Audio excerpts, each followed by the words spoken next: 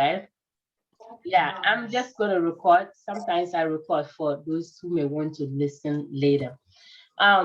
So the next one we are talking about is involves leaving the patient, right? Unless necessary. Is that it? Oh, no. Is it, what, is it the right one? We're here, right? Which one?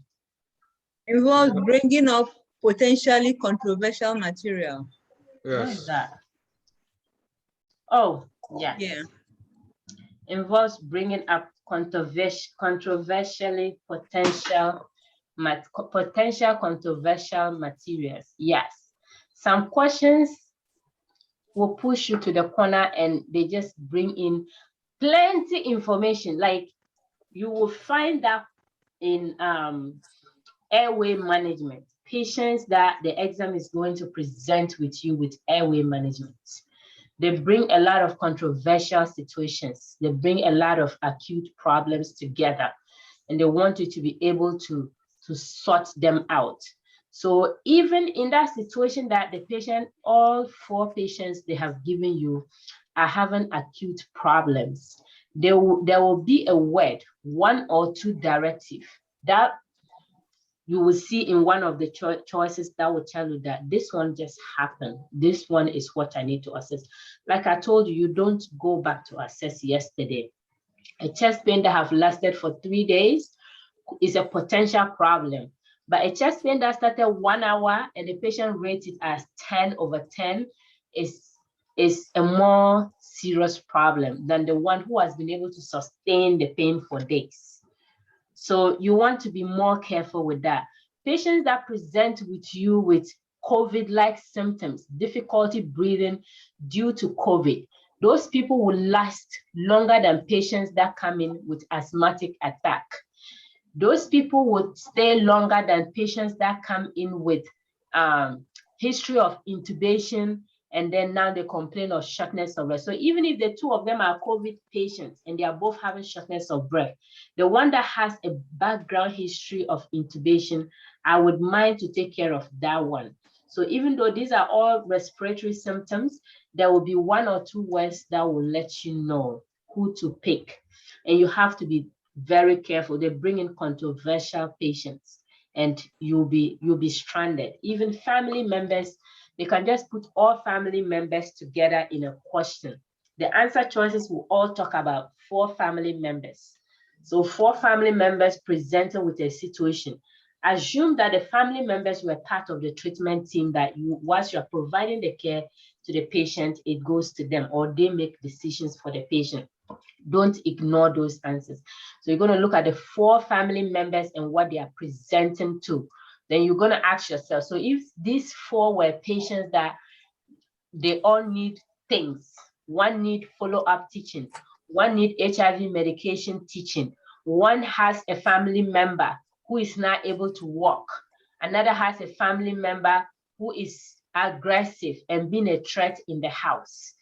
You always want to look for those things. And then the one with the safety issue, you will tackle that one first. The one that need the follow-up teaching and the HIV medication are all in the same class. They both need teachings.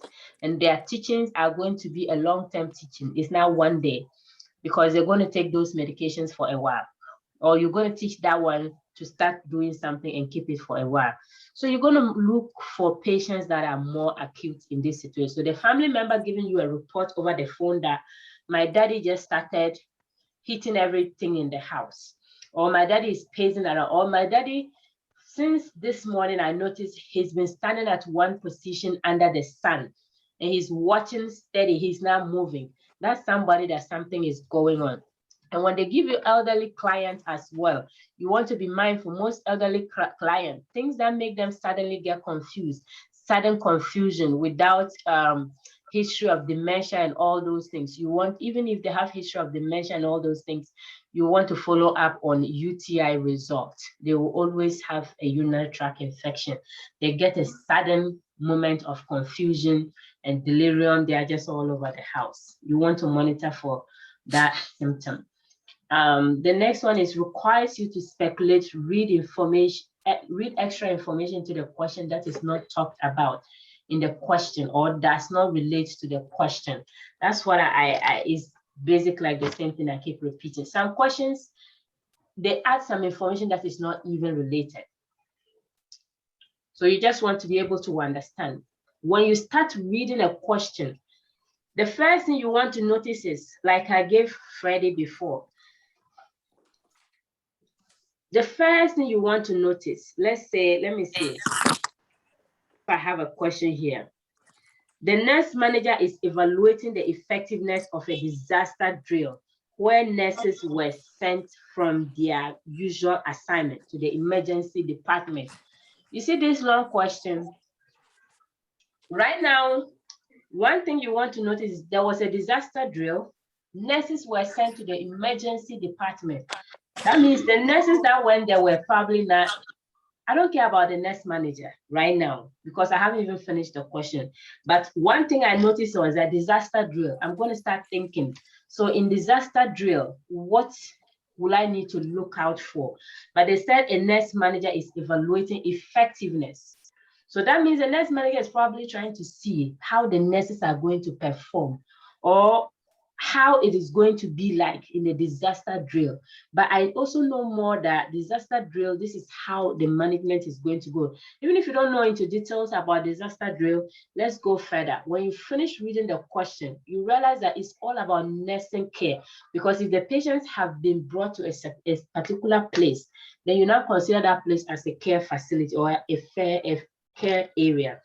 The criteria that the nurses should use to evaluate care should be based on the, like I said, so the nurses that went to the emergency department, what criteria do we use to evaluate how effective those nurses will be? So right now, they are not basing only on the patients, if you understand this question well. Should I read it again? The nurse manager is evaluating the effectiveness of a disaster drill where nurses were sent from their usual assignments to the emergency departments. That's floating. They floated the nurses. Okay. And the other word they could put there, but they decided not to. They decided to say usual, from their usual assignment. So they floated nurses to emergency department to care for the disaster patients. So if they floated them to they want to know how effective those nurses will be. This is where me and you, if we are on the floor, and you know the nurses from another floor that have come to help you guys, then you know that this one is lazy, this one is not lazy, this one is able to handle pressure, this one is not able to handle pressure. This is what you now start thinking. So before I look for my answer choice, I want to know which of the nurses will be effective in providing care to these disaster patients. You understand? Okay. So the criteria that the nurses should use to evaluate care should be based on. So now the second portion has changed the scenario. So the first portion was about their various units to the emergency department. Now those nurses are in the emergency department. They are asking what criteria would they use to care for the disaster patients. So in disaster patients, you have to know the category of the patient, A, B, C, D, 1, 2, 3, 4. So when you look at the answer choices, they want to know the number of facilities. Number of facility tells you that in the disaster, they shared the patients. That's what always happens in the community. So when there's a disaster, they try to share the patients according to the hospital. So when they get there, they know that this hospital is a trauma 1, level 1 trauma. So we are sending these patients there. These patients, the EMS, all the EMS workers around, the companies all have a list of facilities that they can send. So the problem can happen right in front of your hospital. But if your hospital is not a trauma center, let's say 20 patients are affected, 4 need level 1 care, they're going to send them to the other facility. They won't bring them inside you because you already have enough. They try to share the patients to the various facilities in a disaster. Unless where otherwise there's no serious injuries that you are nearby, they push everybody inside. So the next one is the nurse to client ratio on units. The C said No, the C is the cost of nurse overtime. What do I care about overtime at this point when patients are dying? The C is the nurse to client ratio on the unit. The D is completion of critical pathways. So what will critical pathways do here at this point? If I want to evaluate the effectiveness of the care these patients are going to get, what will I be worried about? Who understand? Who knows the answer to this question? The critical pathway is like identifying those who need care urgently. So that's Also, grouping the patients. yeah. But remember, I just told you, before the EMS bring the patients, they also have life-saving treatments they give. Yes. And before they bring the patients are shared to facilities based on who you are. So if I am level 2 trauma, they don't bring level 1 because I can't even. At that point, if I'm getting level 1 trauma patients, and if I am trauma level 2 and I have level 2 patients coming, and there are already 6 of them, I have to manage them, and you are adding level 1, which I don't have the necessary equipment to manage. So what will critical pathway do? Because the patients have already been brought to the emergency department at this point.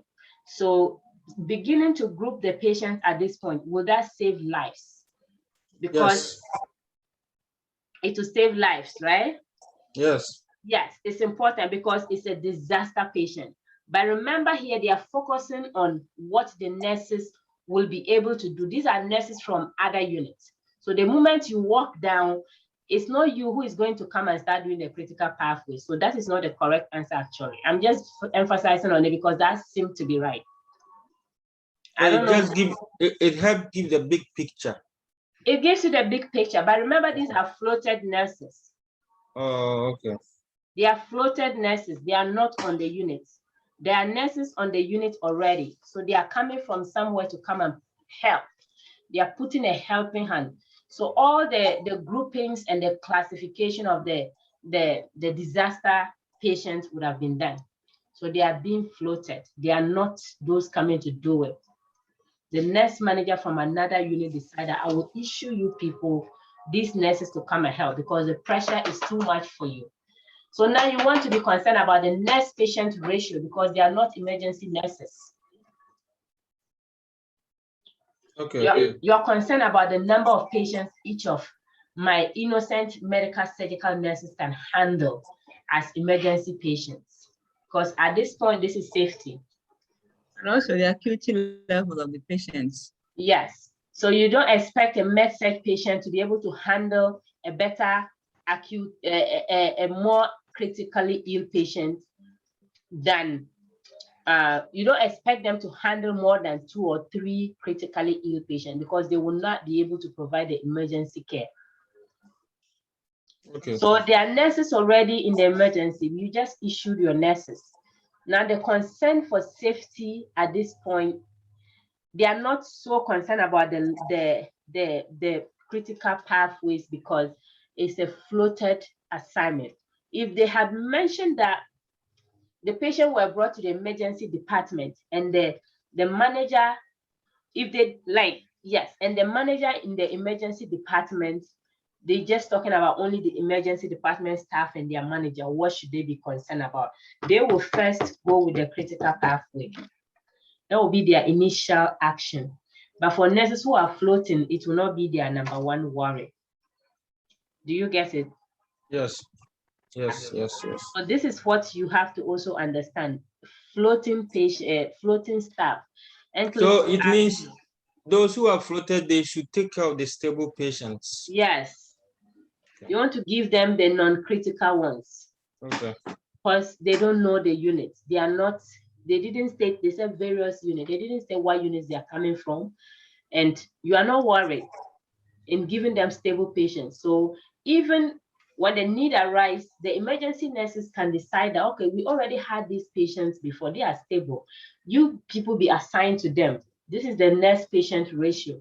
So because they are all stable patients and will be discharged in the next few minutes, we are just waiting for a result you can assign them those patients, and then the emergency nurses go with the critically ill ones or the newly arrived patients. Does it make sense? Yes. Clementina? Yes, very much. Yeah. Thank you. Simon, are you with us? Okay. Yes, I am. Does the explanation make sense? Or you were busy? So I just no, I'm here. The thing I wanted to understand was when you float, the patients that they give you would be in your scope of practice. Like Yes. if a med-surg patient goes to a critical care unit, they would tend to give them the less critical patients. Yes. So they won't have. So before they float, usually they look at your level of experience. NCLEX asks you questions like that. I remember I started talking about it, but I didn't finish. NCLEX bring up things like that. They want you to know whether if you are the nurse, you are in the pediatric emergency unit, and they float you to emergency adult, will you be able to function well? If you are in med-surg and they float you to maternity units, do you have any kind of qualification that qualifies you to fit in that category? So when you get there, they will give you patients that have a similar need for med-surg care, even though they are on maternity. You are from medical surgical units, they can give you a patient that just had a C-section for you to manage, because they assume that from a medical surgical unit or from a surgical unit, you have an idea of how to care for the post-op patients. They're not going to give you a woman who is in active labor because you are not a labor and delivery nurse. Your experience have not gotten there. So they are going to waiver. So if the patient was a maternity patient but had a C-section, that requires a little bit component of med-surg. So when they give you those questions, you look at the assignments they are given to the floated nurse or the floated LPN. You look at those assignments, which one fall in the category that I am officially on, or which one falls in the category in the scenario that the nurse was originally from. You look at the original station of the floated nurse and the new station, what the tasks are. It should be a task that is similar to something you are very familiar from your unit. It will not give you the most acute patients. And another questions NCLEX like to question is when you come to the floor and you have an experienced LPN, or when you are an LPN and you have an experienced PCA who has been on the floor for ages, and you just come in today. Remember, you are a professional. They treated you at a certain level. They gave you that respect. It doesn't matter how long the LPN has been on the floor, or it doesn't matter how long the nursing assistant have been on the floor. You take over most of the assessment or the priority task. You delegate. They are not going to pick the LPN who has been on the floor for 50 years or 25 years. They're not going to pick the certified nurse who has been on the floor for 50 years and they come and make her charge over you. Even if you started today with your qualification, your license registered, they are going to put you ahead. And if it's both LPNs that they are trying to compare, and they use the LPN that just graduated yesterday, but has been a PCA on the floor, you have seen certain things. And another one who just graduated straight from the school, has never been to the floor. The one that has been on the floor and have seen certain procedures will take priority over the one that just walked in today. All you know is the clinical experience from school. You don't have any other idea. So in that case, the one that was an LPN and have been on the floor for days, take priority over you. Now let's continue. The next one is involves leaving the patient. Did I jump this? Involves a scenario you may have seen at work or clinical. Only focus on the book standard that you have studied. Yes, I have mentioned these points to you guys before. This is where most people get caught. And I don't want you guys to be caught in that. For Clementina and Simone who have been on the floor, and Freddie who has a link on how things work, how the flow is. So if you know how the flow is, interdepartmental flow and communication, you should be careful, because there are certain things you see how it is done, how my boss connects with another boss in another floor and they do sharing of stuff and information. You should be careful with NCLEX. I told you, erase your mind from whatever you see in the hospital. Erase your mind from real life scenarios where you have a patient walk to the room and talk shit to the nurse and the nurse talk back. The nurse talk shit. They fuck you and say you to fuck you. And the patient is the patient is a racist. So if the patient is being a racist and passing out racial comments, you don't reply. NCLEX doesn't want you to reply. You be upset, patient is cursing you, but NCLEX don't want you to reply. So be mindful of those things you see every day happen. Like I was telling you about EKG, it's a diagnostic test. Erase your mind from answers that is leading you to EKGs. You will most often be wrong because they know the job description for a patient care tech is to do EKG most often. So they will bring it in the questions and you will pick it because you know that the nurses order it. That is wrong. It's not nursing function. NCLEX says doctors order those tests. So even before the nurses order it, they have to ask you, is it within your scope of practice? So that means the facility just authorized you to do it, but it's not what you should be doing. Involve leaving the patient unless necessary. You don't have to leave the patient. So you tell the patient, wait here, I will come back. You come and the patient is in respiratory distress. You have to call a code. Then you now leave the patient, you start running for the code cards. You leave the questions that will demand you do that are most often wrong. They will never want you to leave the patient. The moment you identify a problem right now, patient is having dizziness, you have to stay with the patient and then you call for help. So questions that will push you to demand that you leave or answers that will talk about you leaving the patient and going and coming back, always avoid them first. Involve doing nothing or waiting for an unspecified period, unless you are absolutely, those questions, I know they are easy to identify. Do nothing questions, they are very easy to identify. So I wouldn't waste too much time on that. They are do nothing. They tell you that you don't do anything. You are just waiting until the patient dies. Everyone in waiting room. Yeah. So who is still in the waiting area? Simone is not here. Maybe she just came in. I thought I admitted her. Simone, can you hear me? Okay, she's in. Yeah, so we have the do nothing questions that will tell you to do nothing. Sometimes it will be difficult for you to identify if it's actually a do nothing, but we have a lot of do nothing questions on the NCLEX. Those are the questions that put a word inside to confuse you and you get it wrong. We have, or you prolong the care. You say, I'll do it tomorrow. No. So, or you wait for the next shift. I see nurses do that a lot. When it's blood transfusion, they don't want to do it. They will be pushing the time until their time is over and they push it. Simone, can you hear me? Hello? This is funny. What you said is funny. You will see it and you do it too. Is it that the nurses are afraid to do it or what? It's demanding. So I have 1 hour to go home, right? And this patient come in at 6:15 and the patient needs blood right now. If I start the blood, I have to stay and finish because of the documentation.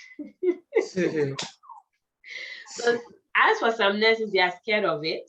They don't want to tackle it because they have blood transfusion reaction in their mind and the process is involving. The process you go to even get the blood is involving. If the patient have never been to the facility, you need two screening. You need to do two type and screen, which is the pink top. So 2 tap and screen is done twice. For patients that they don't have their background information already, you have to draw that twice. You have to wait for the blood to be ready. And then you monitor the patient and give it in every 15 minutes. So if you know you have to go home in 1 hour time and this happens, you see some nurses, they will intentionally delay it for the next shift. It will happen to you. You understand what I'm talking about? But I think it makes sense to delay it and give it to the nurse. NCLEX don't want you to do that. Ah, man. NCLEX don't want you to do that. That was your responsibility. So Yeah, you have to. Even if you go home at 8 o'clock, you have to. Me, sometimes I do that a lot because some procedures, if I just look at it and there's no option, I'm like, okay, I don't hide it. I make you know that I tried to this point and the timing, I just couldn't finish it. It's 24 hours job. But NCLEX, don't try it, even if you have been seeing it. Clementina, if you have been seeing it, don't try it. You see that anytime they are giving report and it's like 6 o'clock, the floor nurses don't want to take report from the ED. Then the ED nurses will also wait and then endorse the patients. NCLEX is your responsibility. Even if it will take you tomorrow, you have all the hours to yourself. Now, the next one is involves doing nothing. I did that. Tells the patient not to worry. Oh yeah, this is comforting statement. This minimizes the patient concerns and feelings. So this one is when you dig more into the patient's questions the patient asks. So you tell the patient, don't worry, don't worry. That's close-ended communication. You want to always encourage open-ended communication. So you want to dig more. Can you tell me more about your father's death? I have a patient that came to say, my father died of COVID, my brother died of COVID. They were the only relatives I had. And I was the only one working in the house. I brought the COVID to them. And now both of them are dead. I have chest pain. And since they died, I've been feeling like I killed them. I am the cause of their death. This is a typical NCLEX question. So in this case, what do you tell the patient? Tells you the patient is here for chest pain. But the patient tells you the chest pain started after the father and the brother's death. It's not today's chest pain, but that tells you that psychologically, the patient wants to talk more. You want to understand what's going on. This patient could be getting depressed, you know. This patient may need psychological care, social work referral. So nursing is an interdisciplinary care team.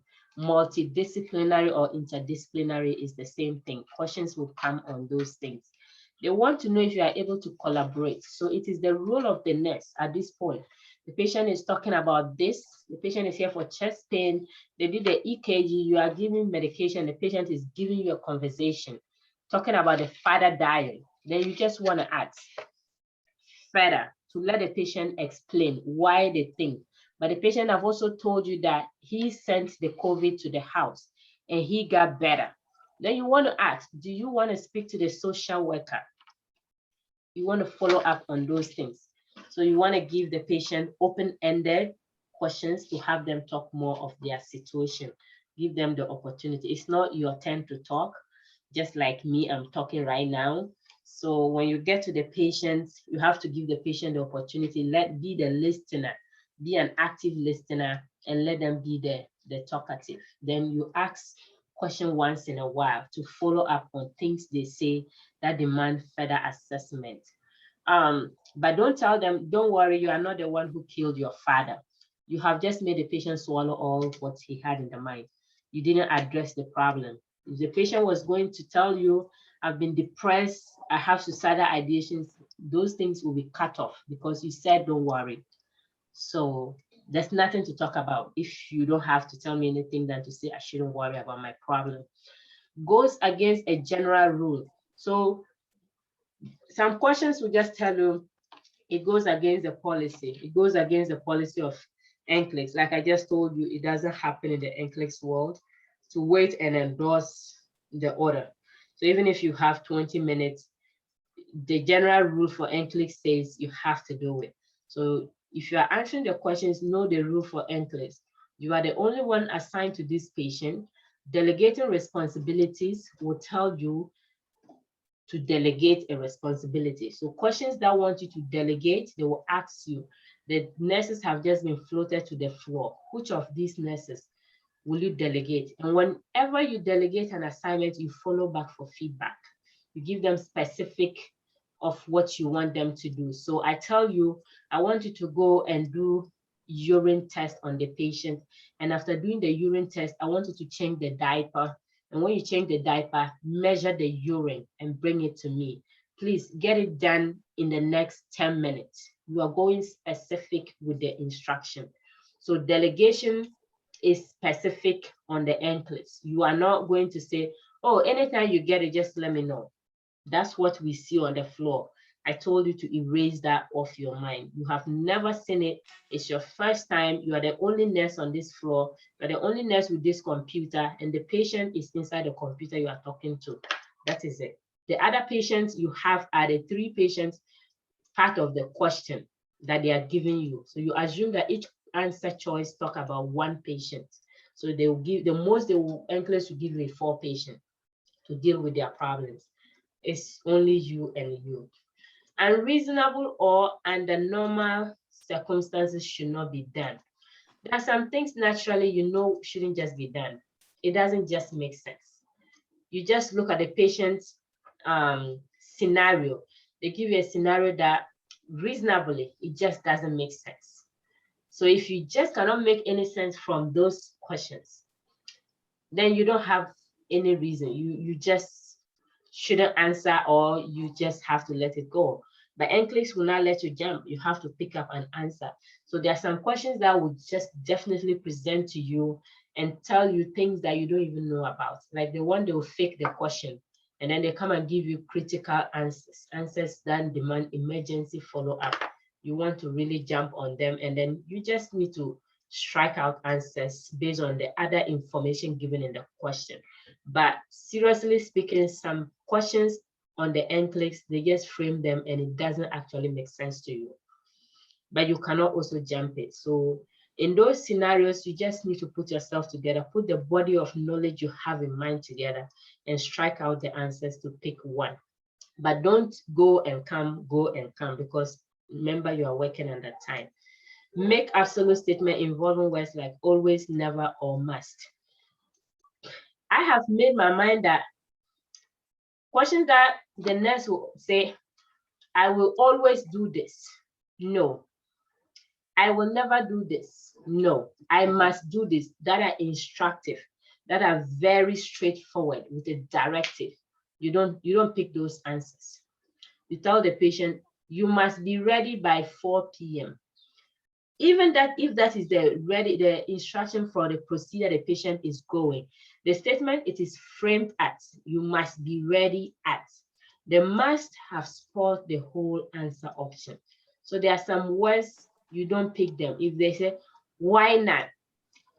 You can't say, when you see those answers, why don't you just eat this meal and feel fine? You never pick those answers because of the why. And you tell a patient, you must be in bed by 4 p.m. You never use that word must. You never use never. Those never, never. Unless the patient tells you, I will never do this. That's a statement from the patient. It's always going to be in quotes. I will never do this. What the patient is quoting directly. When NCLEX is quoting a patient directly, they put that in quotes. They quote the statement of the patient. Then you know that this is a statement from a patient. But you, the one providing care, you have that empathic feeling. You shouldn't use words that are harsh on a patient. Only cite a hospital rule for its rationale. If the hospital has a rule about something, there will be an underlying reason, usually patient safety or hospital liability, which you should be aware of. So this one, I'm going to use the EKG thing to give you. So this is a policy by the hospitals, New York City, and it's for safety. It's for immediate identification of patients with STEMI. That's why they will let the nurses order the EKG. Like I told you, before the nurses put the order for EKG, they ask you, is it within your scope of practice? And you have to put the name of the authorizing doctor who is authorizing you to put the order. So if you ask all the nurses, I'm really trying to cancel that mindset from those who have seen it. So before nurses put the order for EKG, they always, it's a facility policy, it's not a standard. So we have facility policies and we have national standard. So the nation has standard, and that's what NCLEX go by. So if I'm a nurse in New York and I'm writing NCLEX, another nurse is in California writing NCLEX, we all have the same standards of practice because NCLEX is standard for all of us. There's no cheap one in Arizona. It's the same questions. People have that fallacy out there. If I write it in another state, I will pass it better. No, you better understand what you are doing now. So, actually, I have seen it. I have colleagues who have done that. I tried to stop some people. I was successful in some. Others, it's inside the brain. And also, some people think some test centers are easier. Yes, some test centers. They tell you, oh, as for this test center, they are so mean. Nobody is mean to you. The computer is there. The same questions you will get in Center B is the same you will get in Center C. It depends on how you are just answering the questions. They throw it at you anytime, anywhere they want to throw it at you. So they don't really care. So things that are facility based. So the NCLEX give you a question, they say this is a facility policy. Facility policy. And that facility policy is demanding you, the test taker, to put an order for EKG. And you are a registered nurse. It's going to come in with a directive where you'll be given the permission to do it. It's just not going to base on you and depend on what you are going to do because you are not even going to read it in the first place. So you never put in orders that you are not responsible for. So take it in mind that NCLEX, you are responsible for everything. Now this is the test plan. So because of the test plan that I was showing, my plan today was to go into safe and effective care management, to pick some of these areas and we just discuss it individually because it's going to be on the candidate performance report. I don't know if we have seen the candidate performance report, but when you look at the performance report, it explains to you what you did wrong. It explains to you how you fell below standard. So that is just for you to go and learn. I'm going to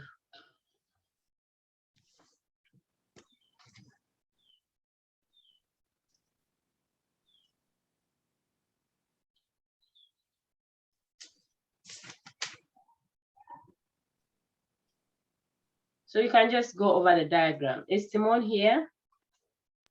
Yes, I am. Can you see the picture? I hope I'm not moving this picture. So this is the RN test plan. And this one is the LCM. Let me see if I can put both of them together whilst I look at the performance report. This one, I just brought that to show you the pictures. I don't mean to explain anything on it. I just want you to see the pictures yourselves. And that's it. Basically, it doesn't have much to do with our studies today. I just wanted you to see the pictures. This is the RN Friday. Awesome. As a RN, they're big on management here. What's the percentage difference? What's the percentage difference? So, I mean, what was that? What is the percentage difference on the management? 17 to 20, 23%. Both of them are 20. Both are 20. No, I'm trying to see if I can minimize this so that I put it together for easy view. Yes. Okay. Oh, came back again. Okay. I don't know if you are able to manage this diagram. I'm just looking for the candidate performance report. And that one, I wanted to discuss it, but that I will need time to discuss each of the components on the test report. in the review, I prefer to do that in the end of the review, but performance review.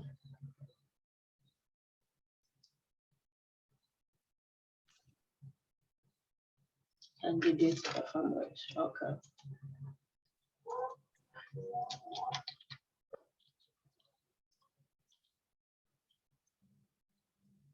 Are we seeing the differences?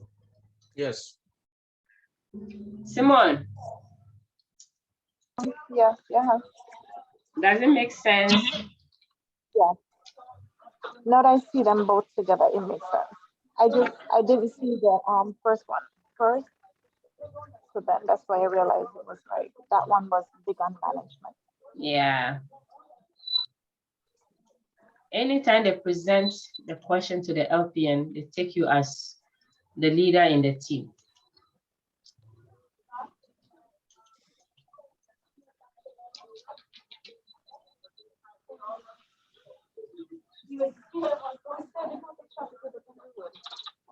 All right. Now, I'm going to share this one.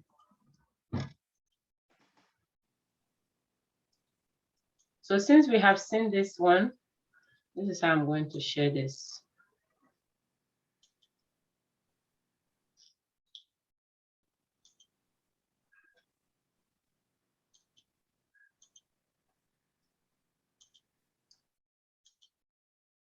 Okay, can we see it? The candidate performance report.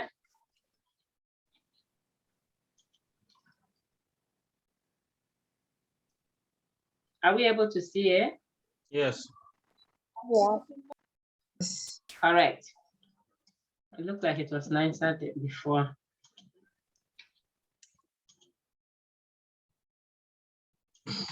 Okay, so this is what you get if you don't pass the exam. If you go and take the exam and you don't pass, this is the report you will get. So when you get this report, I wanted to discuss it, but I don't know if I'm able to, but if I'm not able to go through it, because that's not actually my focus for today. My focus is cardiovascular. And then EKG strip. I wanted to do the EKG strip. It's a 1-hour presentation. So the candidate performance report, management of care, that one alone is 17 to 23% of the test. So if you don't stay on top of questions under that one, and under that one, these are the topics they have to discuss. So I wanted to take these topics one after the other to discuss. But I wanted to finish the cardiovascular and the renal system before I take these topics. So providing and directing nursing care that enhance the care delivery setting to protect clients and healthcare professionals. This is a whole setting you have to know how to do it. Relating content includes, but it's not limited to, so you have to study advocacy, advanced directives, assignments, that's delegation and supervision. It falls under this. So this one has a big category. But remember, if you focus on management of care staff, if you take 3 months to study only delegation and prioritization, like I tell you, delegation and prioritization is like, put yourself like you are in the house. You have 2 children or you have 1 child, and then you have tomorrow you have to send your child to dentist appointment. The next day, and tomorrow you have to go and buy let's say milk, or you have to go and buy breakfast for your family. The way you group your daily activities, that's how they want you to prioritize the patient, or they want you to delegate the activities. So when I wake up in the morning, I have appointment at 11. My child has to go for dental appointment. I have to go to the bank and get some money for the family. We need food. I have to cook. So you look at all these activities, and I think like we need to eat first before we can be a happy family. So the dentist appointment can wait, can delay, because my child's teeth is not coming out right now, or the cavity didn't just start in one day. Those ones, those are just the daily delegations we do in our house. So you know which activity you say, okay, so I have a sister in the house. Can you send my child to the hospital? I think I need to stay and cook. So you have a bunch of interdisciplinary team workers. You have the nurses, you have the techs, you have the doctors. Everybody has an assignment. So because everybody has assignment, you have to know if they present with you with critically ill patients, you take the most and you send those that are stable to other people. Like we spoke about the delegating tasks to the floated nurses. So assigning and advocacy. Delegating is within the task. So if you are a nurse, LPN, and you are on the floor, you delegate tasks to the PCA, but you don't delegate tasks that would demand them to go and give a patient injection. You don't delegate tasks that will be a little complex for them. No. Now, mind you, on the floors, you will see PCAs doing blood work, phlebotomy for butterfly needles. NCLEX, no, it's invasive. NCLEX don't allow you. So it's all within your limit. They do only activities of daily care. So you need to understand their job responsibility. And when you get delegation questions, all you need to ask yourself is, so if this person is an LPN, can the LPN assess the patient when the patient first comes? On admission, I need to do the admission document. Do I allow the assessment? You do the assessment. But if you are the LPN taking care of this patient that just came yesterday, and now the patient is being admitted, you provide the admission document. It doesn't matter how the question is framed. Don't say you are not the one to assess. Whatever they give you on the NCLEX, if you are writing LPN, the questions that are going to come are going to be LPN based. So if that question is definitely asking you to do a reassessment or follow-up assessment, that's your job. You have to do it. You cannot pass it. Advocacy and advanced directives. So advanced directives, these are legal issues. I wanted to go into that one too. Case management. Case management, like I said, is multidisciplinary team or interdisciplinary collaboration with team members. So all these things, you have other team members working in those areas. So, but you have the advocacy role for the patient at all times. Nurses are to be the advocate. So these are topics that are in books. I want you guys to start taking them topic by topic. Do you understand? Simon? Okay. Simon? Yeah. Are you able to turn on your video? I want you to take these topics one after the other. In the review, I have it planned out. I have made a whole content on it to tackle each of these topics after I'm done with the major systems that I want to tackle. So these are different topics: establishing prioritization, ethical practice. They are different topics. So before you finish all these things, it's a whole book for you. That's the candidate performance one. And if you go on the questions and you are only good at answering delegation and prioritization questions alone, and they give you ethical issues, legal right and responsibility of the patient, and you cannot answer those ones. So you go answer good in this one. They tell you which one will you be the advocate for the patient. You answer them good. And you come here establishing prioritization, you are weak. Continuity of care, you are weak. You come here, directive, you don't know anything. You are getting those questions wrong. You won't pass. You fall below the passing standard. And remember, if you think this one is the bigger portion of the exam and you focus on only this, I see people focusing too much on this assignment aspect, the delegation and prioritization, because that side alone has bigger percentage of the exam. Remember, you have to stay above each of this to be considered pass. So if you cannot answer more than 5 of these component questions right, on the NCLEX, you will fall below. And when you fall only this one below, the rest you have failed the exam. You can be above the pass level. So some people have come out, they have failed, and have above pass level, above pass level, above. They even give you the above one. And that's the most annoying thing. That was the one I got. This one is not mine. The one I got the first time, I had pharmacology above passing level. Pharmacology was above. And I had like 4 different areas that were above passing level with 75 questions. But yet I still had like, I think 2 or 3 below passing. And then I had the rest near passing. That was the annoying thing. And I still failed. So the question I kept asking myself was, if I was able to get like more than half of this above passing, why did I fail the exam? So this is what NCLEX is going to do to you. So these are all topics on there. Don't focus on learning 24/7 and the management of care alone, because that one has 23%. No, make sure you are abreast with all the other areas. That's one thing I believe in.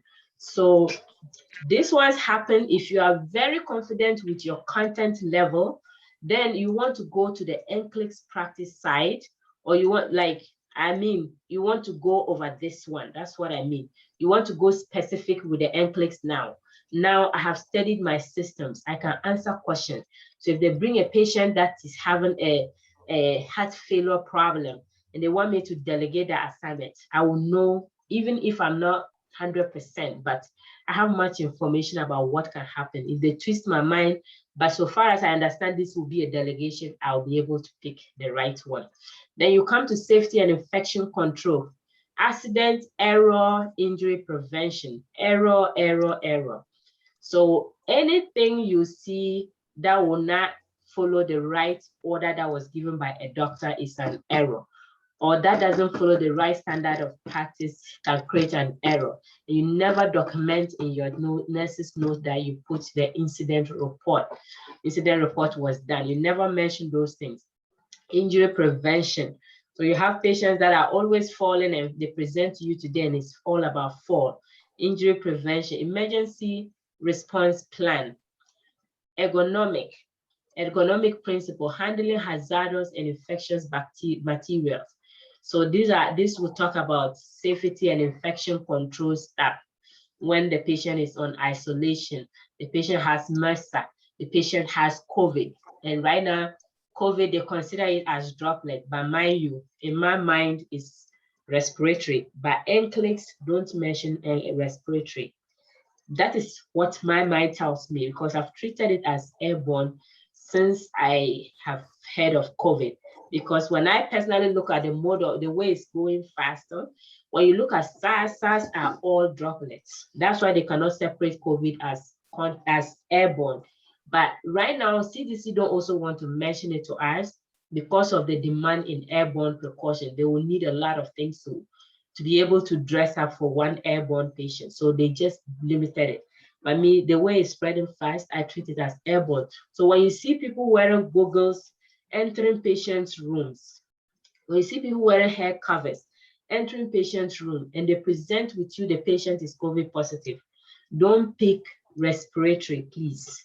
Because I know you know the requirement, the PPE requirement for airborne droplets and contact. COVID is considered either contact and droplet, but mostly it's droplet because all the SARS problems are droplet problems.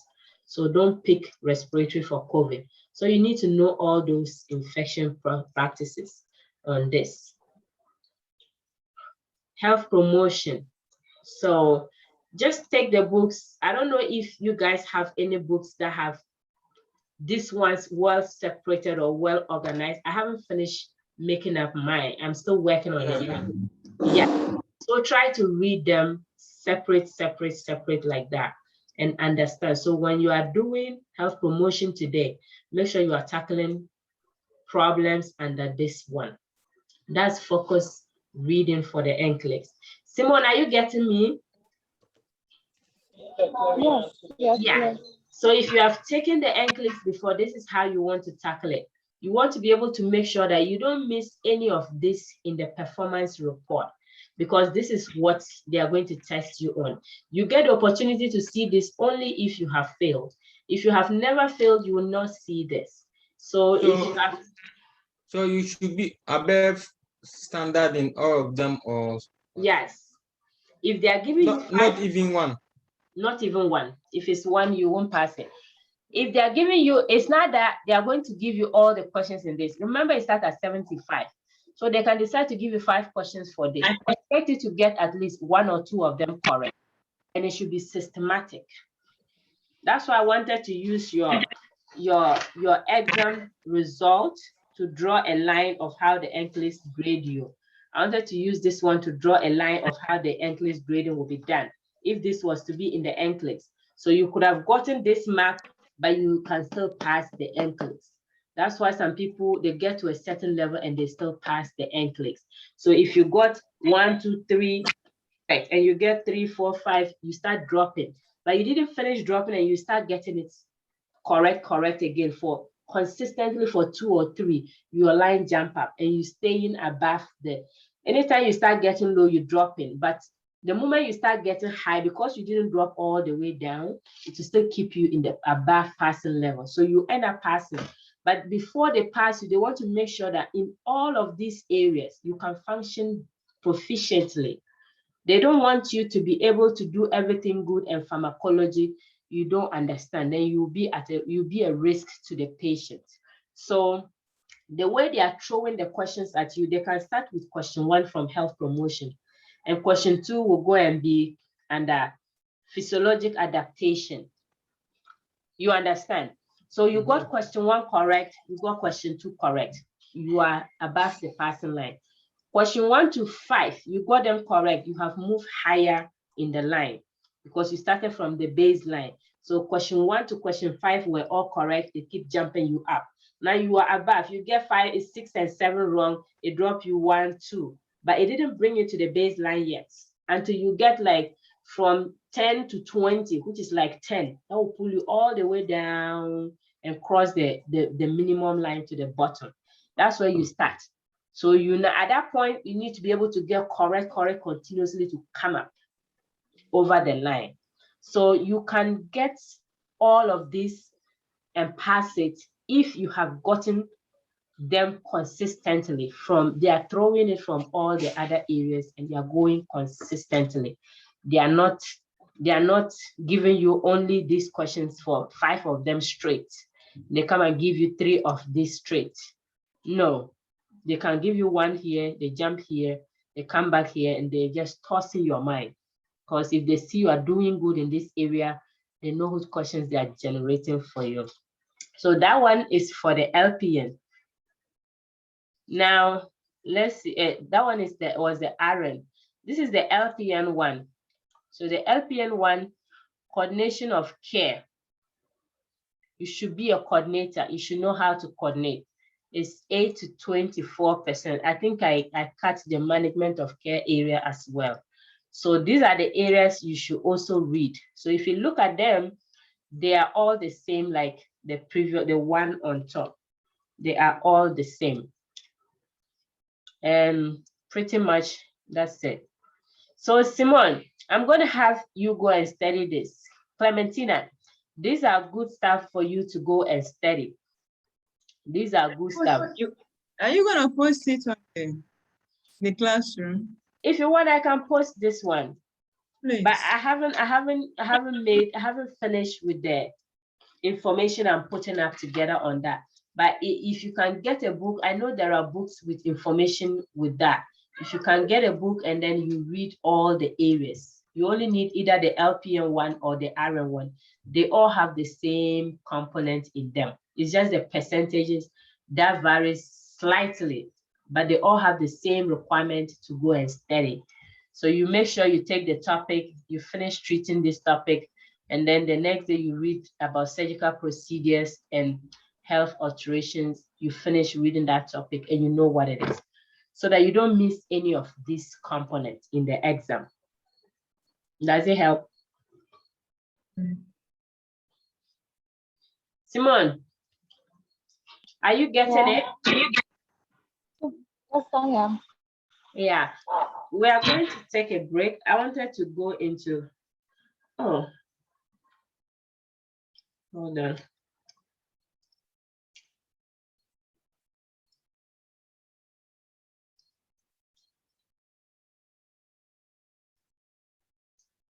So can we take a break and come back? I wanted to go into the EKG strips. That was just like 1 hour. But before I do that, I wanted to discuss the cardiovascular system. That was my main thing today. I wanted to discuss the cardiovascular system, and then I leave the cardiovascular problems. Then we talk about the EKG strip because it's related to the heart. That was why I just wanted to jump on that. But I am not sure if our time will permit that. So can we take a break and come back?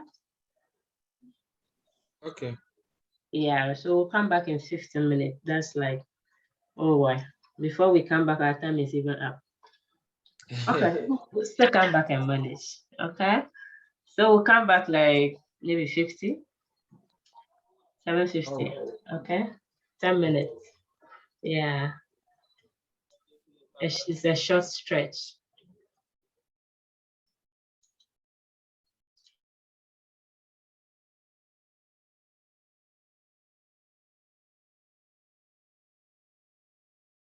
My priority is to have a quality work done, not quantity. So it's not how many questions you answer, it's just your ability to understand what you are answering and answering them correctly. So that one really matters to me on this NCLEX. Quality matters to me, it's not quantity. I know reviews that it's all about answering questions. And I told you before that I did one review that the Kaplan that they taught us the decision tree, and I was new to this whole exams. All I thought was to be able to eliminate answers.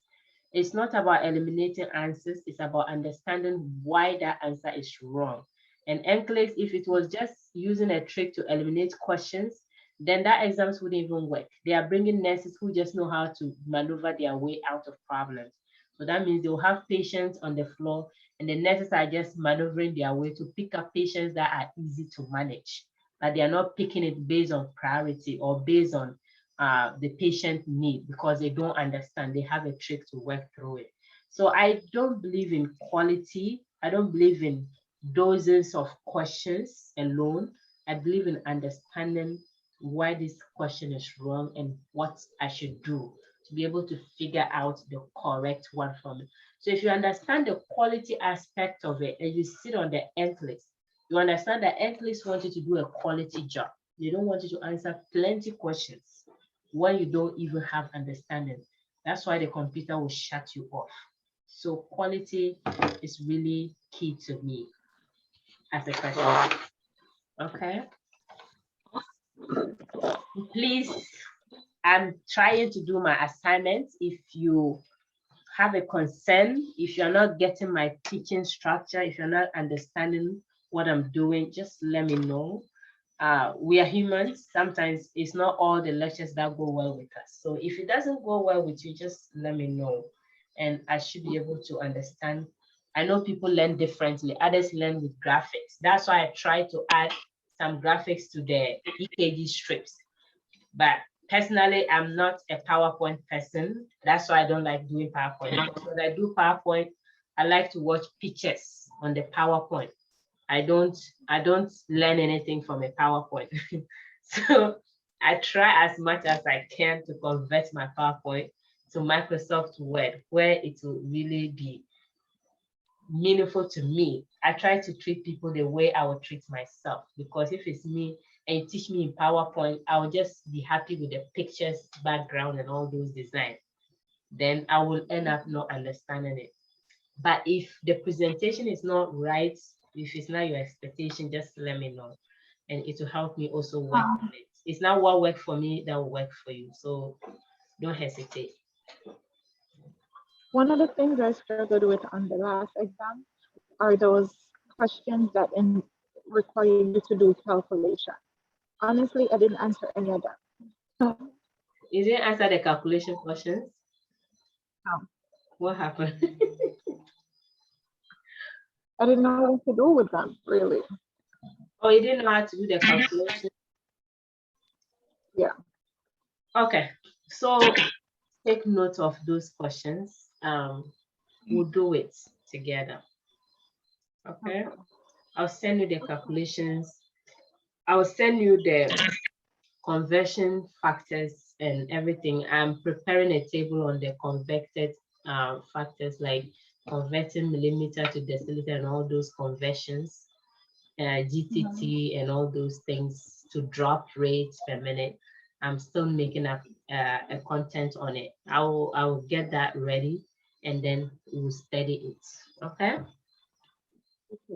But the calculations to give you cheaper ones than I did, even though those I gave you were standard questions. I tell you, they are standard questions. So you need to learn them, just learn some of the formulas. The calculations is more of mathematics. I know that test was kind of tough, but that's the presentation.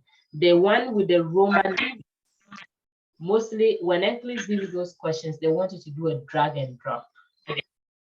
Let Freddie know that. This one, I asked you to arrange them in order. So I'm going to text it on the platform so that Freddie will get the information.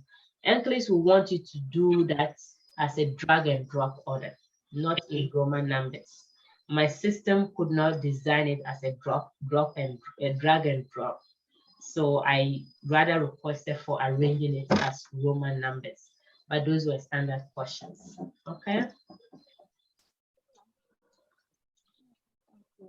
Yeah, so when I get it, I just mark it manually and I return it. But 20 questions, I texted Freddie and Clementina's grades. I wanted to post it on the group text, but I don't know whether they'll be fine. With the 20 questions, I could post that one on the group text. So that one is fine. The 75 will just discuss a lot of things in it because Freddie to think he didn't perform well in that. Okay. Okay. Okay. All right. Good night. I see you Thursday, right? Yeah. See you Really? Thursday. Okay. Good night. Bye-bye.